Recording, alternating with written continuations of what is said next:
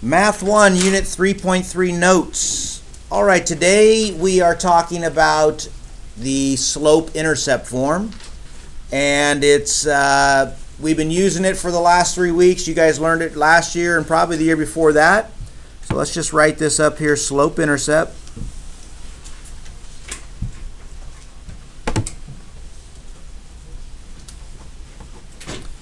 And this is probably one of the most useful forms of a linear equation.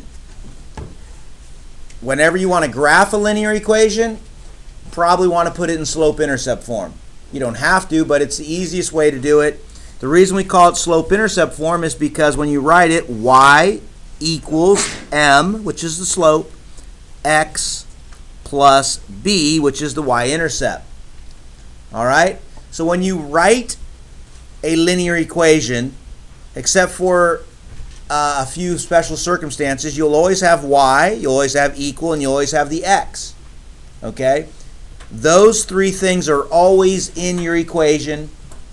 You simply put in the slope and the y-intercept. Okay? So let's just review slope a minute. We did that just Friday, but remember slope we represent as m.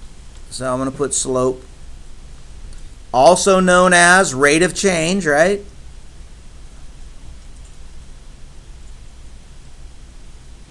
And we have a lot of things we talk about slope. All right, it's the slope or rate of change. Remember, we also talk about it being rise over run.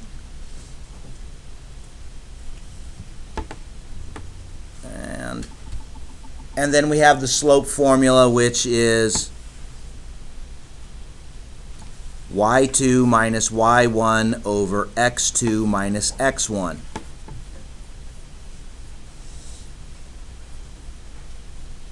And then the only other thing we need to worry about is the b. b is the y-intercept.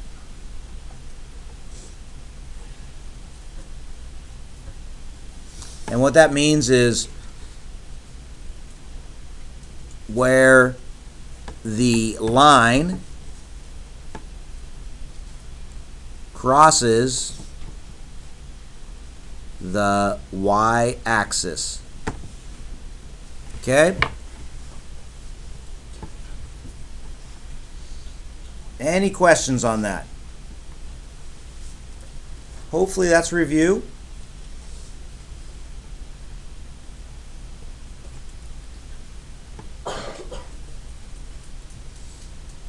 So what we're going to be doing is we're going to be taking this y equals mx plus b, and we're just going to be plugging in a slope. We're going to be plugging in the y-intercept, and that's our linear equation. Okay, so let's go ahead and move it up, and let's just start working with it a little bit. So slope-intercept form, find the slope and y-intercept of the graph of each equation. So real simple, they just want us to find the slope and the y-intercept. So what I like to do is I write m equals and b equals.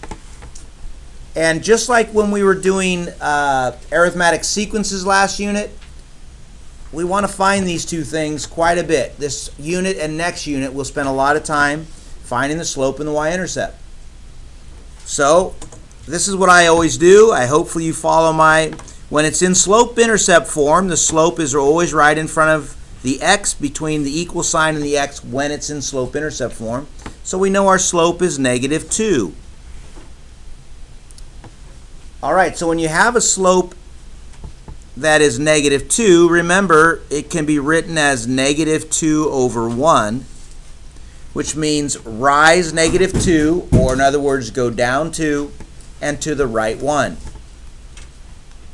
All right, and our y-intercept is 7. And our y-intercept, when it's in slope-intercept form, should always be behind the x.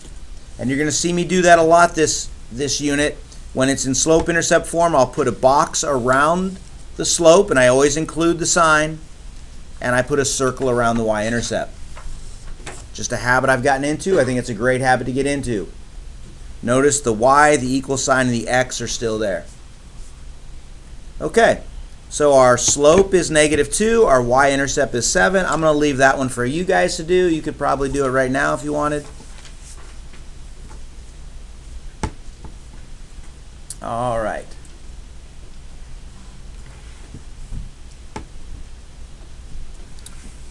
So what'd you get for number 2? Hopefully you didn't wait for me. What's your slope? 6, right?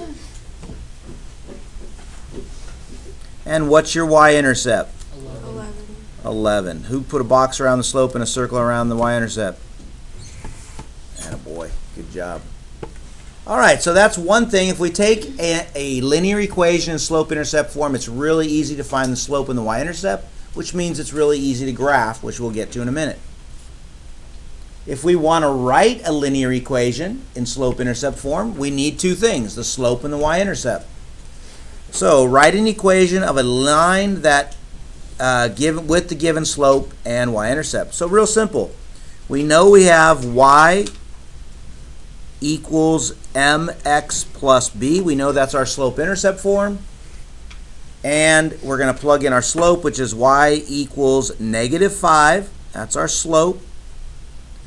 We leave the x plus -6.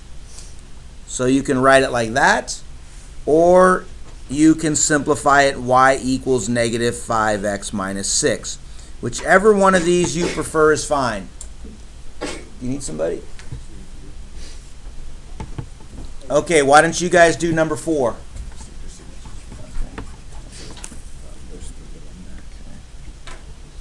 Always happy to sign these.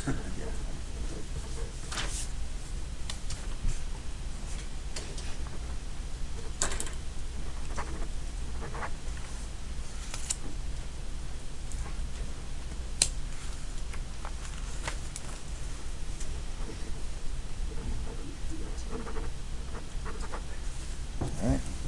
Thank you very much. All right, so did you guys get your linear equation written? So hopefully you have y, that's always there, equals, always there, your slope, which is 1, x, which should always be there, and -4. Now, the 1, we don't have to have it there, so probably if you saw this on a worksheet, it would be y equals x minus 4. You just have to understand that there's always a 1 in front of a variable with no coefficient, which means your slope is 1, or rise 1, run 1, rise 1, run 1. Okay, so how do we do? This is what you would probably see. How are we doing so far? Good.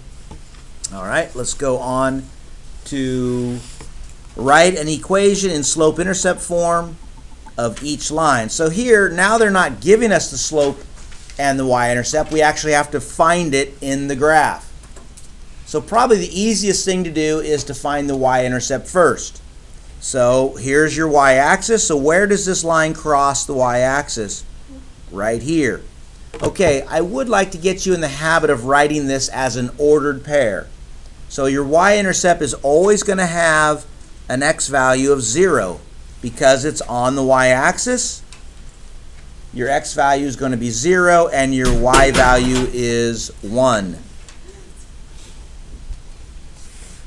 Okay, so now your ordered pair is 0, 1, but you know your y-intercept in your equation is going to be 1, correct? Okay, but I do want you to think of every point on this thing as an ordered pair. You should always get in the habit of that. Okay, what's our slope? Well, easy. We go from our y-intercept and we go up to our next lattice point, where the line crosses the next lattice point, which we can see it's right here. So we're going to, what do? We rise 2 and run 1. Rise 2, run 1. So our slope is 2 over 1, or simply 2. All right, so now we're ready to write our equation. It is simply y equals our slope, which is 2, x plus 1. Any questions on that? Okay, why don't you guys go ahead and do number 6. I'll give you a second to do that.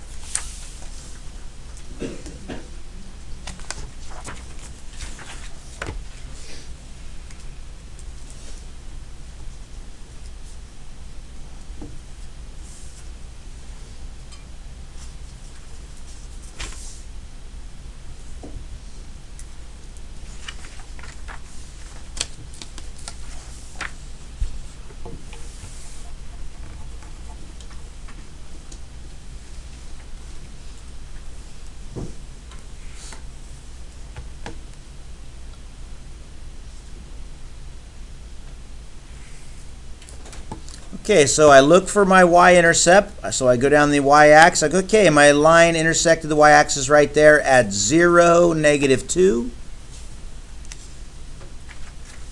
But in my equation, obviously, it's going to be -2. My slope, well,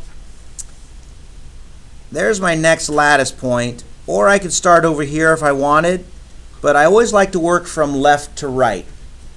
So how am I going to get from here to here? Well, I have to go down 2 and to the right 2, or -2, 2. So my slope is -2 over 2, which can be reduced to simply -1. All right, so now I'm ready to write my equation. It's y equals, now I put my slope, -1, x, and then -2. And again, if we prefer, we could write it y equals -x minus 2. Either way is acceptable. All right, let's flip it over.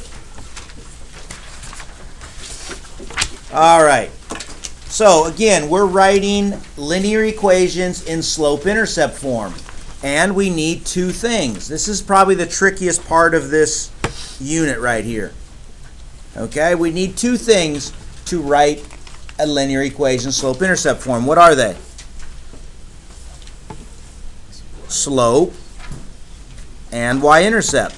It's called the slope-intercept form because we need two things to write the equation, the slope and the y-intercept. That's why we named it that. Okay, but now we only have 2 points. Can these 2 points help us find either of the two things we need, the slope or the y-intercept? Yes. What can we do? What can we use those 2 points to find? Yeah, we're going to use it to find the equation, but the first thing we can find is, remember what we did on Friday. We can find the slope with 2 points, can't we? Because remember, the slope formula is y2 minus y1 over x2 minus x1. So using the slope formula, is that small for you guys? Can you see that? Using the slope formula, we can say, hey, this is x1, this is y1. This is x2, and this is y2. And now we can simply plug that into our formula. So it's m equals 0 minus 2 over 0 minus -1. Now you got to be careful here. It's 0 minus -1. Can you guys see that okay?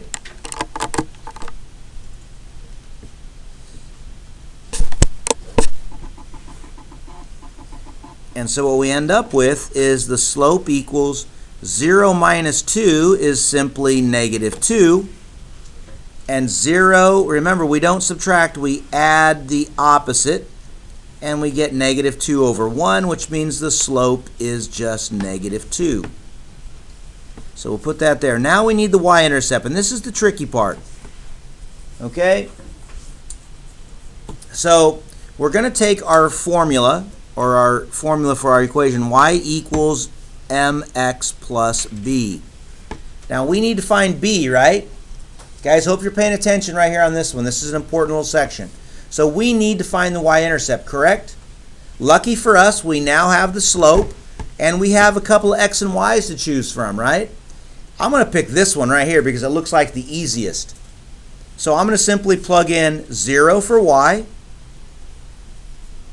I'm going to plug in -2 for the slope, m, and I'm going to plug in 0 for x and plus b. See, I want to find b, so I plugged in the values that I knew for x and y. So now you have to use either this point or that point. It doesn't matter.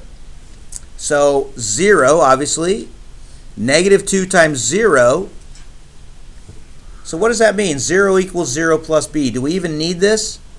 No, we don't need that, do we? So 0 equals b. So what does that mean? Your y-intercept is 0. Okay. So we know our slope is -2. We found that using the slope formula. And by plugging in a value for y, a value for the slope, and a value for x, and simplifying, we found b, which is 0. So we can write our equation, which is y equals negative 2x plus 0. And of course, we don't need the plus 0, do we? Real quickly, you guys don't have to do this, but I want to show you that even if we use this other point, it would have worked. So I'm going to plug in 2 for y equals, I plug in the slope of negative 2.